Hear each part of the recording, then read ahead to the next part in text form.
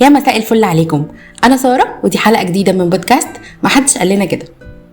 معظمنا اتربى على شويه خرافات الاهل ثبتوها في الدماغ وربطوها بكل حاجه في الحياه، وكتير مننا كبر وبقى يعملها كمان مع اولاده. اوقات كتير الاهل بيقدموا الحب بتوابل غريبه زي الفروض، الشروط، والاوامر اللي ملهاش اخر، وحاجات تانية كتير هنفك شفراتها سوا النهارده.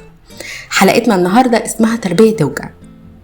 واول خرافه معانا هي انا اقضي على ابني واكره اللي يقول امين. طب افرض طلعتوا اب ولا ام مبروكين وابواب السما كانت مفتوحه وربنا استجاب، هتعيشوا ازاي باقي حياتكم؟ ولا اصلا عادي اللي يعمل كده يبقى ما عندوش لا احساس ولا مشاعر؟ وتاني خرافه هي اني ببقى بربي ولادي مجرد بس صفقه للمستقبل، وبستنى منهم مقابل لاي حاجه عملتها معاهم في حياتهم. طب ليه نبقى قاعدين مستنيين عيالنا تشتغل عشان تصرف علينا، وحاطين لبانة انت ومالك لأبيك في بقنا ونقولها لهم كل شوية؟ اصلا ده حديث بقى مش صح، وما يصحش ابدا ان انا استغل عيالي لأي غرض واقوله ده من اللي عليك، ما انا صرفت عليك وانت صغير دم قلبي وعلمتك. لا مؤاخذة، يعني انت عملت كده علشان ده فرض عليك، ولو ما كنتش قادر او مش عايز ما كنتش خلفت او اتجوزت من الاساس. ما ينفعش نبقى عايشين حياتنا كلها في البيت وما نعرفش معنى الانبساط ولا الخروج ولا السفر، وولادنا يتجوزوا من هنا ونبقى قاعدين بقى مستنيين نشوفهم خارجين ومبسوطين، نتقمص وننكد عليهم عشان ما رحناش معاهم، ويبقى فجأة كده على كبر حبينا التنطيط.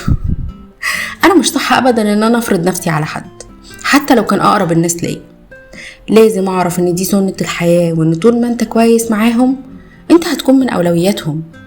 طبعا ده بعد التزاماتهم، وده مش جحود مني ولا كلامي، ده كلام في الدين ولو دورتوا عليه هتلاقوه.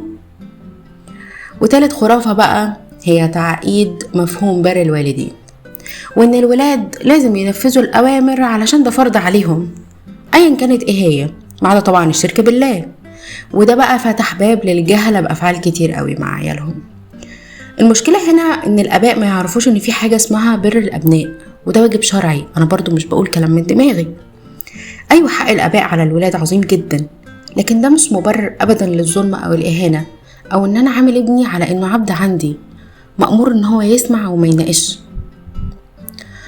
ورابع خرافة معانا هي العداء الغير مبرر، اللي هو ازاي ده انا المفروض ان ابني ده هو بقى احلى حاجة في حياتي من اول لما وصل الدنيا، اعمل معاه كده ليه؟ اوقات بتلاقي عداء كده غريب ما بينهم، بيكون بسبب مثلا الغيرة من الولاد او حاسين ان حياتهم افضل. يعني ام ولا اب كبروا في حياة متعثرة جدا، ولقوا مثلا ان ابنهم او بنتهم نجحوا في حياتهم وبقت الدنيا معاهم تمام، تلاقيهم بس بيكرهوهم لمجرد انهم شايفين حياتهم احسن. او تلاقي ام بتكره بنتها عشان شايفاها احلى منها، او اب بيكره بنته علشان شبه مامتها وهو مش طايق مراته، او واحدة عاشت مظلومة ومقهورة من جوزها او حتى جوزها مات وفاكرة ان ابنها راجلها وان ممنوع الاقتراب منه او التصوير عشان ده طبعا بتاعها لوحدها، ولقيت فيه نفسها فتدمر حياته وتتحكم فيه، وكمان ممكن تكره فيه باباه باسلوبها ده. طب الولاد في الحالات دي يعملوا ايه؟ يعني لو العداء ده جاي من اقرب حد ليهم يتعاملوا معاه ازاي؟ يحطوا حدود مثلا، ولا يتجنبوهم، ولا يعملوا ايه؟ لو انتوا عارفين قولولي في الكومنتات عشان انا بصراحة مش عارفة. وخامس خرافة بقى هي الحب المشروط، وده بنعمله من وهم لسه بس شهور.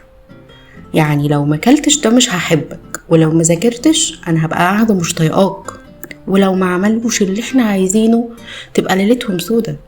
وازاي تعمل كده؟ ده انا ضحيت بكل حاجة عشانك، حبي ليك راح وعمري راح هدر وضاع. الدراما السودة دي ما بقتش تأكل عيش، وصدقوني انتوا المفروض تبقوا مصدر للأمان والحب. وفي الآخر خليكوا عارفين ان ولادنا مجرد زرعة، لو اهتمتوا بيها وسقيتوها حب وحنان وحنية وشبع وعدم مقارنات، صدقوني هتلاقوا ده بيتردلكوا بحذافيره. وعرفوا ان مفيش لا اب ولا ام كانوا كويسين ابدا مع ولادهم وتسابوا. ولو حصل ده دوروا جوا نفسكم وحاولوا تعرفوا ايه اللي حصل. يمكن ما اديتوهمش حب وهم محتاجينكم وهم قاعدين معاكم، واول لما لقوه بره جريوا عليه ونسيوكوا، او يمكن كانوا عايزين امان وعرفوا يعملوا لنفسهم، ولما عرفوا استغنوا عنكم. ولو لسه ولادكم صغيرين الحقوا نفسكم وروحوا شوفوا حلقة التربية الإيجابية بسرعة. وخلي نيتكم دايما ان اي حاجة بتعملوها عشان خاطر ربنا، وادعوا ان ربنا يربي عيالكم دايما معاكم. ودمتم حلوين وطيبين.